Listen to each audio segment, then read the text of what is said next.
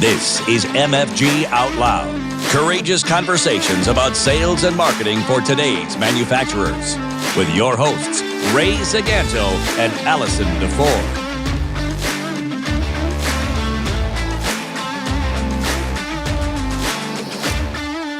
Hey, Trailblazers, welcome to another exciting podcast with the MFG Out Loud team. It's me, Ray, with Allison, and man, have we got a guest today. We have Mr. Curt Anderson, and let me tell you a little bit about Curt and what we're going to talk about today. I made some notes, so bear with me here.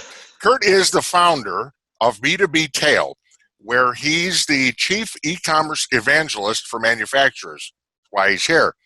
He's a serial entrepreneur and an early B2B e-commerce practitioner. He's actually done the stuff we're going to talk about. And he's literally written the book on e-commerce strategy for manufacturers called Stop Being the Best Kept Secret, available now on Amazon. Curt, you'll notice it is unsigned.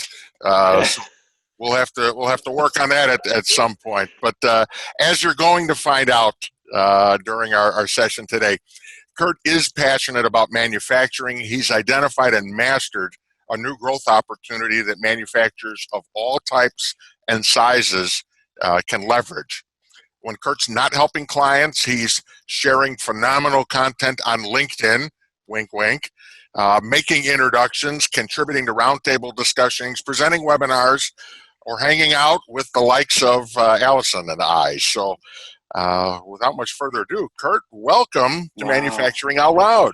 Jeez, Ray, I am so appreciative, and I told my wife if anything happens to me to contact you. You're going to write my eulogy or my obituary or all the above. So I'm honored. I couldn't sleep last night. I'm thrilled to be with you guys. I'm huge fans of the show, as both you know, and we're going to keep this on course. We're going to have a lot of fun. So thank you for this opportunity. It's been a privilege getting to know you, privilege getting to know Allison.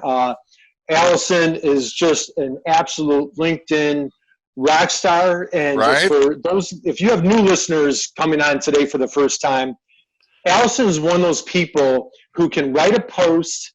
She has a rare, unique quality and talent of you find yourself, tears are hitting the keyboard because you're laughing so hard. And yet she's creative. She had a great post today.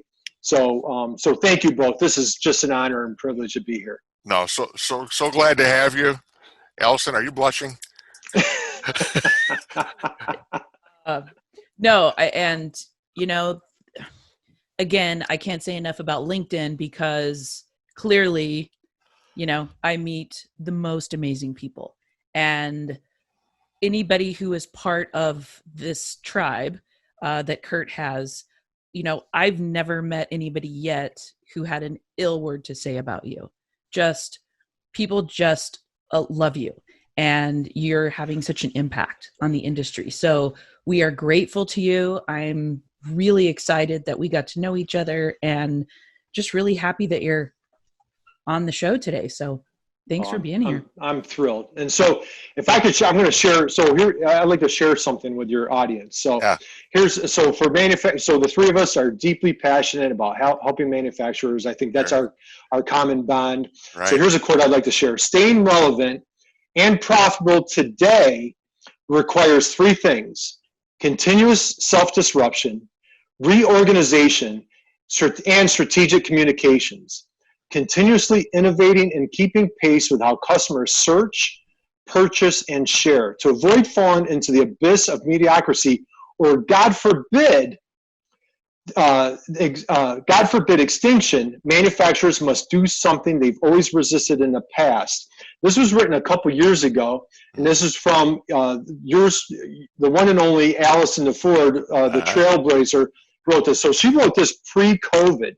So this quote is was so relevant 4 months ago or whenever this thing started, let alone today. So Allison, this was a quote that I borrowed from Allison, and Ray, thank you. I'm touched that you had the book. This quote is in the book, and I borrowed it from Allison. So that's how we connected and resonated. Yeah. And when you read her posts on a consistent basis, today was just awesome. She talks about her dedication to the customers, has your back, Yeah. building that trust, just all those key words. And so anyway, so I just wanted to share that quote with you guys. No, it's awesome stuff. And the recurring theme here is kind of challenging your preconceived notions about things. And true story, we had, we've been swapping LinkedIn stories and stuff back and forth for a while. We finally had a chance to have a conversation. And then I jumped on to a webinar that you were giving. And forgive me, I forget the organization, P80. P80, correct. P80 was the organization that had sponsored it. And I'll be honest, I was one of those guys, e-commerce and manufacturing, I was kind of, maybe if you got a product, I had a lot of preconceived notions about what it was all about. But your enthusiasm, and it was like, I knew Curt, and, you had some cred, and it's like, I want to see what this guy's doing. So I jumped on that webinar. And I bumped into 3 or 4 other people that we regularly engage with on LinkedIn. Damon Pastulkas was one. There were a couple others out there, but I came away from that presentation with a much different perspective, and more importantly, an enthusiasm for what an amazing lever B2B e-commerce can be for manufacturers. So if I had some preconceived notions, you must run into them all the time. Yeah. What do you see as like the biggest thing that most manufacturers don't really understand, but they think they get about e-commerce? Well, I think if you're in e-commerce, and maybe you guys on your marketing acumen, maybe things obviously we're past cliche now. Life has changed, and it's certainly spearheaded. For the a lot of folks in manufacturing are digital immigrants. I'm certainly a digital immigrant. Hit the trade shows, pound the pavement. You talk about the belly-to-belly salespeople. Well, obviously, the past 4 months, all that has gone away. Sure. I think you're making a great point, Ray. I'll share a quick story. Here's a manufacturing situation where the misperception of e-commerce is, okay, I'm buying socks, or our teenagers are buying something or whatever. It's so much bigger and greater than that. So 5 years ago, I had a client, and I'll tell you, this is how this client became my client. So great manufacturer. I'm in upstate New York, and been around for a long time, and they do major weldments, and think of like portions of subway cars and Navy projects, 100 employees, just great, old school manufacturer. They had a client years ago, this is 2015, they came to visit them, took a tour of the facility. They were completely blown away by the process, closed a deal. And their deals were, you're talking, again, smaller manufacturer, mid-size, if you will. And, but you're talking 6-7 figure projects that they would capture. They closed the deal. Guy was super excited, this new client. And he said, you know what, guys? He goes, I almost didn't come visit you because your website was that bad. So when you talk about the threat or the risk of losing a 6 to 7 figure job or a big gig like that, just because, and this was 2015, they had a website, it was like from 2005 or whatever. Wow. And the president of the company, he was like, man, he goes, and so I hooked him up with a local university. We brought in we had some college kids do like a little, kind of case study on their website, and we got a social media intern. So we did a lot of fun. And he was like, I didn't realize how old we were. Now think about this. And so any manufacturers out there, like you're saying, that might be skeptical. What if that happened in April of 2020? What if there's a buyer, an engineer, somebody at a major company in Wisconsin looking for a major weldment, project like this, 6 to 7 figure project, and they couldn't go to a trade show. They couldn't come visit this particular client. So when you think e-commerce, it's not just, I'm buying a pair of socks or I'm going to buy something on Amazon. This is also, what does this company look like? Like Allison today was talking about building that trust. If you have a poor website, how are you going to do a 6 or 7 figure $1 million weldment project for me when you have a neglected website? It looks like your nephew did, 10 years ago. So I think it's much, much greater than just the pulling out a credit card in the transaction. Yeah. It's, do we have an RFQ? Can we get that process, get the party started as fast as possible? Can we show our quality, our engineers, our staff, our expertise, our machinery, equipment? So it's so much greater than just, hey, let's have a transaction here. So that's kind of how I sum that up. You know what? You bring up an amazing point, and I would venture to guess that most manufacturers listening to this have never thought about e-commerce in this way. And I want to see what you two think about this. I think most of them think it's what you just said, right? You buy stuff on Amazon and they say, well, we're a manufacturing operation. We have a two-step distributor, situation. E-commerce isn't for us. They don't understand that the word e-commerce, it's kind of like thinking of content as just words, right? When we know on the marketing side, content is everything that you put out in social media, in print, across all your customer touch points. It's visuals, it's words, it's personality. Everything is content. And I think people have the same misconception about e-commerce. So they're limiting themselves, right? We did the same thing. We had a client a couple of years ago, and their website literally looked like their grandmother did it. Right. In 2000. It was really, really bad. So we fixed it for them and created like a $200,000 amazing site that was just substance filled, right? So that it was more of an e-commerce platform now, because people could come and they could do things on the site. They didn't necessarily order off the site, but they could, like you said, start the RFQ process, all kinds of downloadable forms, library, learning center. Right. So how do you feel about that? Do you think most of them think of it that way? And phenomenal point, Allison. And so I'm going to share another story time, everybody. So Allison, both of you would have loved, so I'll refer back to another client I had a few years ago. Her and I are still tight. So women business owned enterprise here in New York. And she was in the defense industry. And I can't speak high enough about her. Her son's a Division I quarterback at Rutgers. She's just wonderful mother, wonderful person, and great businesswoman. And she's a woman, if you don't mind me saying, in a man's world, selling defense products. And same thing, I knocked on her door. She tells a great story. She had her, must have been her grandmother created her website as well originally. And we sat down, and man, we spent a ton of time meticulously going through. She created this brand new website, and she brought a nice female touch into a heavy, again, in the defense world, and put out this great website and like, hey, let's see what happens. And man, sure enough, she lands a 5-figure gig within a few weeks, more than paid for the website. We're ecstatic, home run. Couple months later, this is a great story. So there's a client who wasn't a client at the time. This gentleman was sitting on the couch pretending to watch the romantic comedy with his significant other for the evening while he's on his phone doing a search for this particular product. He finds my client, goes to her website. She landed a $400,000 gig just because she took the time and energy to go through her website. What I constantly like to preach, and like in the book that you referred to, Ray, I always talk about how can we help that client make a buying decision on Friday night at midnight without having to wait for us to open up our doors on Monday. How can we just put it out there, just put as much information, and like Allison, like you're saying, content. What was awesome, Ray, I had no clue Ray was going to jump on the webinar that we did a couple weeks ago. And I've incorporated you guys into, so I'm on a big speaking, anybody that's willing to listen to me talk, I'm on tour.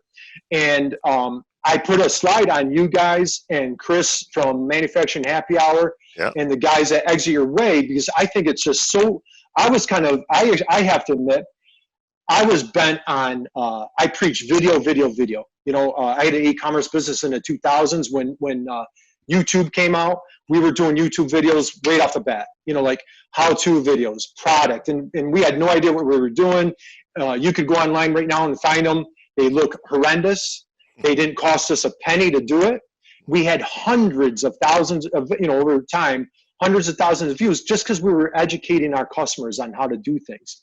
So I go in that webinar, I go through a workshop program on how to capture first page rankings on Google. And not only first page, how can you get number one? Not easy, but it is easier in a B2B space than a B2C space. What you guys have got me to change my mind on, it's not just the typed, or, when I say written, I guess I'm showing my age because now it's typed content, but in the blogging, the posting, wherever your tribe is at to be, the videos, the how-to, always been bullish on that. What you guys have got me on, this is content right here. You guys have introduced what I feel is just such a huge need. I view you guys as a necessity now in the manufacturing space. I would love every manufacturer to be catching your episodes.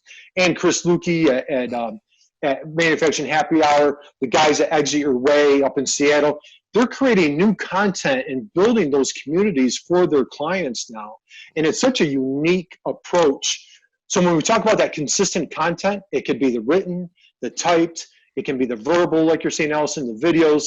So I think what you guys are doing, it would be great to see other manufacturers just emulating what you guys are bringing to the industry. I think it's just wonderful. You guys are pioneers, and I love it. Wow. Oh. So when something happens to me, I will have my wife call you.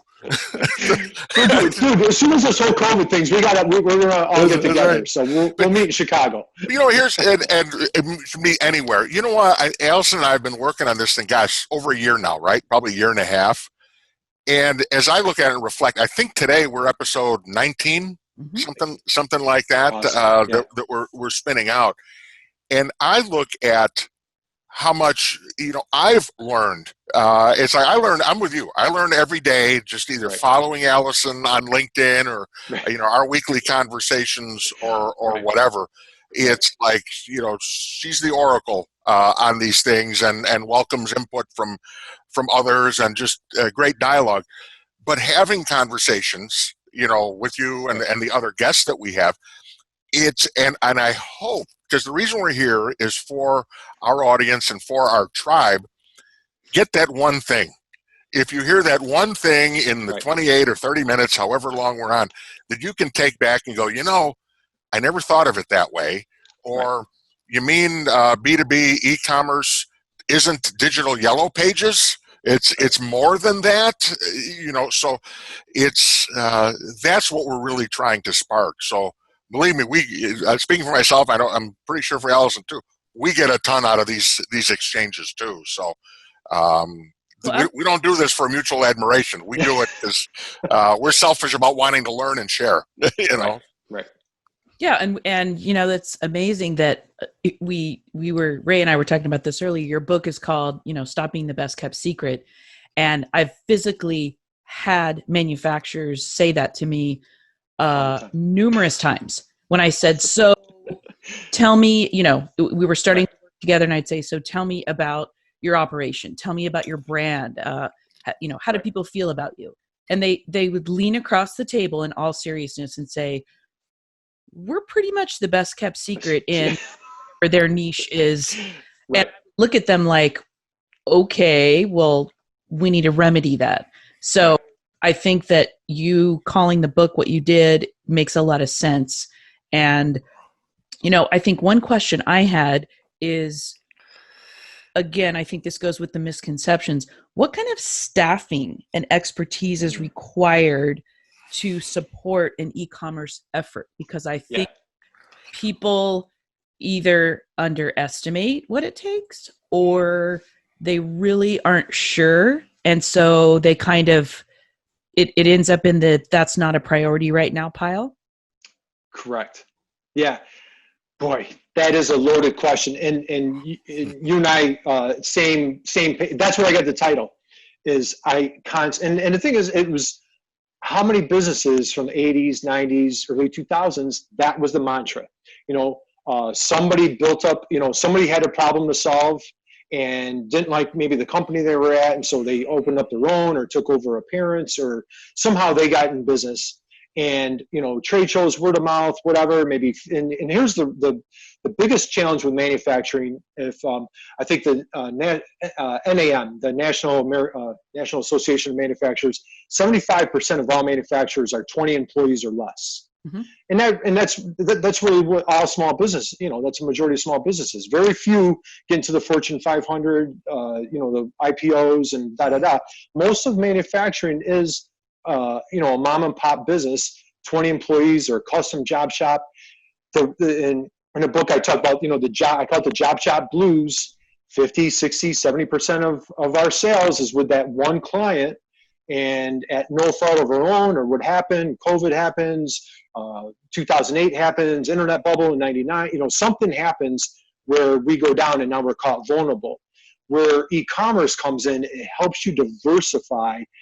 I can't tell you how many times clients will discover new industries, new customers, just by tipping their toe. And I found there's no greater means that is more effective, more efficient to experiment with a new market, a new product, than with e-commerce. Now, to specifically answer your question, Allison, it is challenging when you have a mom and pop shop of 20 people and everybody has multiple hats on, and the HR person is the bookkeeper, is the accountant, and the president is the janitor, is the 10 other things. So it's hard to have the internal champion, and then a lot of times you have, well, this is how we've always done it. That could be our next book, is Stop Being the Best Kept Secret, and this is how we've always done it. So teaming up with an Allison, teaming up with a Ray, teaming up with the local, you're going to find somebody. There's enough e-commerce activity out there now that it is, I can find a good CPA, I can find a good attorney. In your community, odds are you're going to find somebody that has e-commerce experience, or get on LinkedIn. Get on LinkedIn, find your tribe, find the Allisons, find the Rays, connect with those.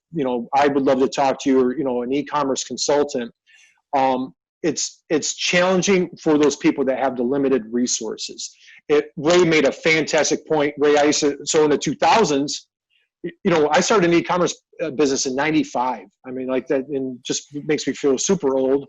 There was no Google, there was no social media, there was no experts on the street to tell you this is how you do it. It was just, I could do an entire workshop on all my mistakes, all my failures. There were thousands. And I used to go to conferences. As soon as e-commerce conferences started, or search engine conferences started coming out, I'd go to Silicon Valley, I'd go to Chicago, I'd go to Manhattan, wherever there was a conference, and spend thousands of dollars on travel. And you hit it on the head, Ray. If I could walk away with one nugget that I could take home and apply that, where now I can go online, you can go to Teachable, you can go to Udemy and get classes. You can go to LinkedIn, you can go to workshops. It's YouTube. There's everything's out there. Allison, again, referring to awesome post today. Finding that person that you trust and resonate with, that you feel has your back and can help you through that journey. There's enough of e-commerce gurus out there now to help you. And you have to overcome that resistance. You have to change the mindset. And again, it's not just the e-commerce transaction. Last thing I'll say in the book, I have a chapter. It's called "Treat Your Shop, Your Manufacturing Facility Like a 5-Star Resort." We're in COVID. We can't go anywhere. You can't go see customers. Your customers don't want your salespeople coming in right now. We have to bring our businesses. We have to bring our facility to the customer. Right. So if the three of us were planning a trip, we're going to check out the hotel. Does it have a workout facility? What's a restaurant? What's local? How's a bed? Da-da-da.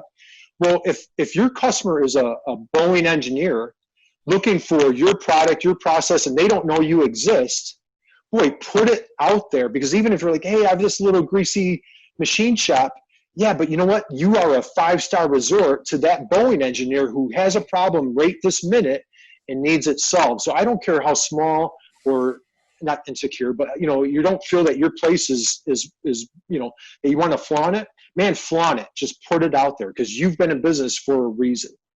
So sorry for my diatribe. No, that's great insights, and I think that resonates. You brought up with the majority of businesses are less than 20 employees, what's the the holy grail for a lot of people in manufacturing is to get even what they call kind of the mid-market, less than 500 employees. Yeah. I think at last count there's like 310,000 of those. Yeah.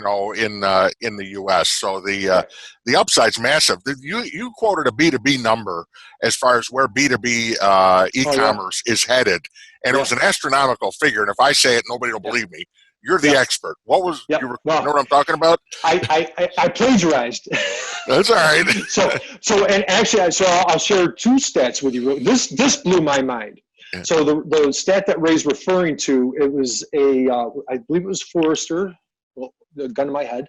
I believe it was Forrester. As a matter of fact, I'm reading Brian Beck's book right now. If any of your listeners right now, if you're not familiar with Brian Beck, he has a phenomenal book, $1 billion B2B e-commerce, I believe it's called. And I'm reading that right now. And he actually referenced a similar quote that you're talking about. B2B e-commerce, if I have my numbers straight, manufactured goods in the United States was $6 trillion last year. $6 trillion U.S. manufactured goods. So congratulations to you guys, everybody that contributes to that phenomenal number. So when people say manufacturing is dead, boy, we hit it at $6 trillion, and hopefully that's still growing. Of that $6 trillion, $356 billion, still a huge number, but $356 billion was distributed, executed, or executed via e-commerce. 356 billion of 6 trillion is less than 6%. That means that there is an upside potential of 94% of B2B e-commerce. Now, to put that in perspective, if e-commerce grew double digits, say 20% for the next 10 years, you still wouldn't even hit 20% of all manufactured goods through e-commerce. On the retail side, 15% of all retail goods are distributed via e-commerce. So there's an 80, we're in the baby stages. And keep this in mind, e-commerce grew 49% just in April. Wow. So I know I threw a lot of stats at you. Yeah. So forget all the numbers. Get into e-commerce. That's the get into e-commerce. Just get in the game, get in the game. It's huge. Well, massive. What type of business do you think is best suited for e-commerce? I feel like you've already answered that, but I think some people, like I said before, think, well, that's not for us. We're not suited to that. I'm being an e-commerce guy, and I guess how I make a living. Are there in this, maybe the local pizza shop, or what are some ice cream shop, or businesses that are still face to face. Your local ice cream shop or pizza shop are still aggressive on social media, or they're creating a digital presence somehow. On the manufactured side, and I'll give examples. So I was just talking, I think your last guest was Damon. I was talking to Damon up at Exit Your Way. And we were talking about, again, how do you make it as easy as possible for your customer to buy? And we were talking about different examples. Manufacturing could be the custom manufacturer versus the OEM, the original equipment manufacturer. When you're the OEM, it's a little bit easier to distribute that product on e-commerce because you have a finished good. When you're a custom manufacturer, it's a little bit more challenging. So maybe that would kind of resonate with what you're talking about, Allison. However, what Ray was talking about, this webinar that I do and in the book, I'm very, very bullish. I feel that there's kind of a new concept for custom manufacturers, and I call it, how do you scale your proprietary process? Every custom manufacturer has a proprietary process. What I mean by that is they have the machinery, the equipment, the raw material, the knowledge, the experience. Somebody's been running that machine for years. They're the rock star. So they have a proprietary process. The challenge is they're the best kept secret. Nobody knows that they do that other than typically the one or two customers that are 50, 60% of their sales, and that's how they do that process. So what they try to do is they want to, hey, what do you guys do? What's a key word for you guys? Or what's a key word? Well, what do you guys do? What are you best at? Well, we're a CNC operator. Well, if I try to target market CNC operator, nobody's going to find us on Google. It's too broad. It's like shoes or flowers or something, restaurant. You're just too broad. You're not going to be found. But when you talk to that entrepreneur or business owner long enough, all of a sudden you find out, well, they're the CNC operator for a specific part that goes in a Boeing, like all of a sudden you find like a 5-word keyword. If you're in search, you know what I'm talking, long tail keyword. And all of a sudden you're like, bingo, that's what we want to attack.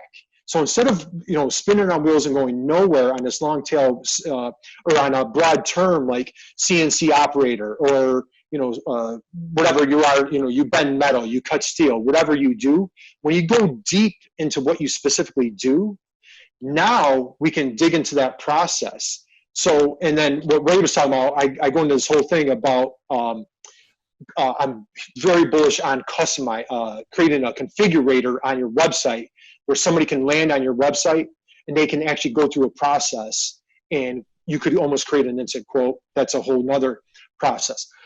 To answer your question, I don't think there's anybody that doesn't need e-commerce with that Bible tribe. So anyway, that's my preach. That's awesome. That is awesome. The webinar was fantastic. The book has some phenomenal information and insights in there. I'm pretty sure we're going to have more than one conversation. Gosh, I think there's an entire conversation about that scaling your proprietary process. Yes. that I think is a lever within the lever in the e-commerce side, and I know you're doing some fascinating work there. So, Allison, any other questions for our guest today? No, I think I'll save it for another episode. I think right. We could do a whole series for small manufacturers. So no kidding. Let's just dangle that carrot, and I'll just let you do the wrap up, and then we'll. That's awesome, Curt. You did not disappoint. We're so thrilled to have you here today. My recommendation is your book should be an audio book, because I think listening to that on the way to work is going to get somebody so motivated to get things going. So with all of that said, to all of our guests and our tribe, new members and old friends, if you like what you're hearing, tell somebody about it. Please like and follow us. We've got all kinds of cool stuff that'll be showing up in the show notes. You'll know how to find Curt.